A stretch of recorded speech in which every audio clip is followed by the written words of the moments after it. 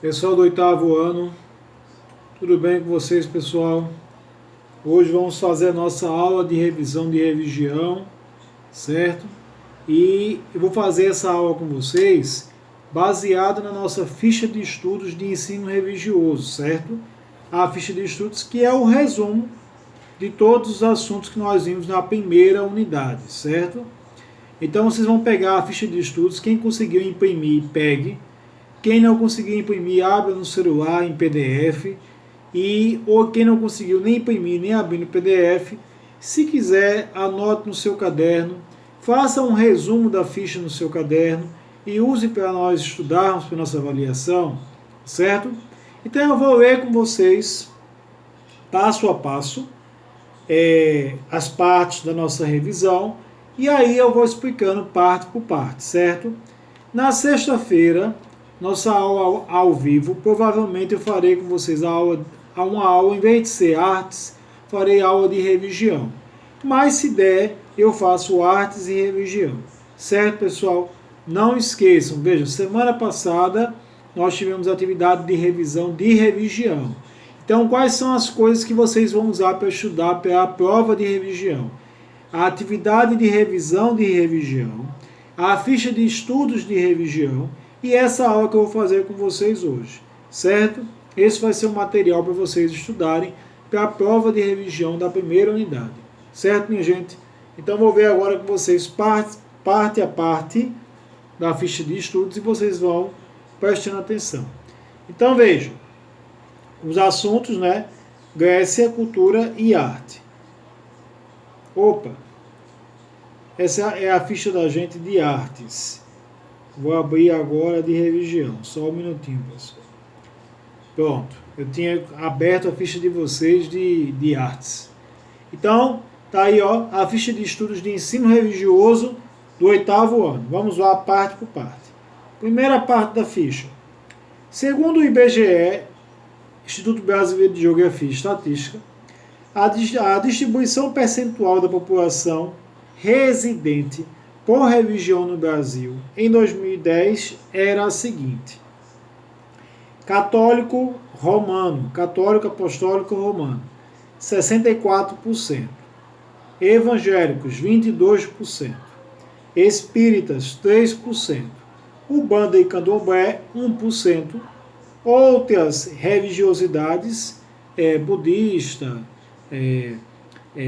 sikista, shintoísta, representavam 3%, sem religião representavam 7%. Portanto, de acordo com essa primeira parte aí, a menor religião do Brasil, em 2010, com o maior número de adeptos era o Candomblé. A maior religião em 2010, com o número de seguidores, era a religião católica, com 64%. Os evangélicos representavam 22%, isso em 2010. Os espíritas representavam 3%. Umbanda e Candomblé representavam 1%. Outras religiosidades representavam 3%.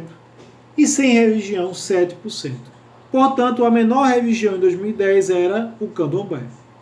Então, veja, nós estamos mostrando aí dados do IBGE, dados demográficos, né? Então, os aspectos religiosos de uma sociedade são chamados de dados demográficos religiosos. Então, aí é o número de seguidores, né?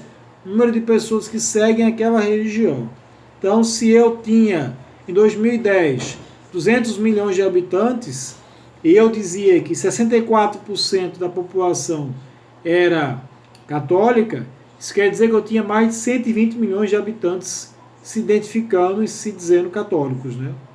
Em compensação, eu tinha praticamente 20 e poucos milhões, 25 milhões mais ou menos, que se confessavam como evangélicos, né? Se diziam evangélicos. Isso mudou, né? A menor religião em 2010 era a religião do Candomblé. Vamos para a próxima parte. Quando observamos o planeta, percebemos que existem diversos movimentos religiosos. Dentre eles, o maior movimento é o cristianismo. Entretanto, o islamismo é uma religião que apresenta rápido crescimento e acredita-se que superará o cristianismo até o final do século XXI. Isso quer dizer o quê? O islamismo está em rápido crescimento.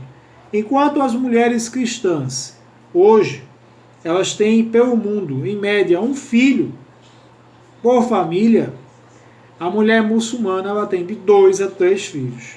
Isso quer dizer, consequentemente, que se a família influencia a religião dos filhos, se eu tenho mais filhos, eu vou ter mais seguidores de uma religião. Se eu tenho menos filhos, eu vou ter menos seguidores de uma religião. Isso quer dizer que a população cristã ela vai diminuir até o final do século XXI, até o ano 2100, e a população muçulmana ela vai crescer até 2100, mais do que a população cristã. Beleza? Próxima parte. O termo filosofia se refere ao amor pelo conhecimento. Podemos perceber a influência da filosofia na religião em inúmeros aspectos, como explicar a vida, explicar a morte, interpretar a vida. A filosofia muito se assemelha à religião. Quer dizer, essas coisas que a religião explica, a filosofia também explica. Por que vivemos, por que morremos, por que nascemos. Então veja que a filosofia e a religião têm algo em comum, né? Que é obter respostas para a vida e para os questionamentos da vida. Próxima parte. Podemos afirmar que a filosofia influenciou de maneira profunda o cristianismo. Vemos exemplo disso nas cartas dos apóstolos e nos próprios evangélicos. Então, nos próprios evangelhos, nós vemos exemplos da filosofia. Quando Paulo, em suas cartas, ele fala assim, ao homem é permitido tudo, mas nem tudo, né? Nem tudo lhe convém. Isso é uma expressão que vem da filosofia. Filosofia diz assim, ao homem lhe foi dado todo o planeta, mas ele não pode fazer tudo o que ele quiser. Não é? Quando, por exemplo, você fala do dualismo entre o bem e o mal, a existência de Deus e do diabo, no caso, né? Isso é um dualismo, né? O bem e o mal, uma dicotomia. Isso vem da filosofia. Né? E isso tem muito em comum com o cristianismo. Né? O que mais? Mais uma parte. As religiões, assim como as sociedades, possuem uma organização, hierarquia, administração e governança, que constituem os líderes de uma determinada crença. Dentre eles, temos os seguintes líderes religiosos: os padres, sacerdotes do cristianismo, os pastores, líderes das igrejas evangélicas, e os imãs, sacerdotes e líderes do islamismo. Então, nós temos como exemplo de líderes religiosos, padres, que são da igreja católica, pastores das igrejas evangélicas, e os imãs, que são como se fossem padres, mas do islamismo.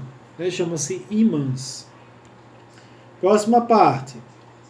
Aí eu tenho aí, ó, na fichinha de vocês, uma imagem, né, que mostra. Nós temos imãs nessa imagem, o Papa Francisco da Igreja Católica, uma monja budista. Nós temos vários líderes religiosos, né, nessa imagem. Próxima parte. Entre as principais religiões presentes no Brasil, podemos destacar o judaísmo, por seguir somente o Antigo Testamento e basear suas crenças nos ensinamentos de Moisés. Então, entre as várias religiões presentes no Brasil, o judaísmo é uma das que está presente há bastante tempo, né? É uma religião com pequeno número de seguidores, mas é a religião que Jesus seguia. Então, os judeus só acreditam no Antigo Testamento, os judeus seguem os ensinamentos de Moisés, né? Acreditam que Moisés foi um profeta de Deus, assim como Elias e Isaías, né? Mas eles não acreditam que Jesus é o Filho de Deus. Né? Os judeus não acreditam nisso. Próxima parte.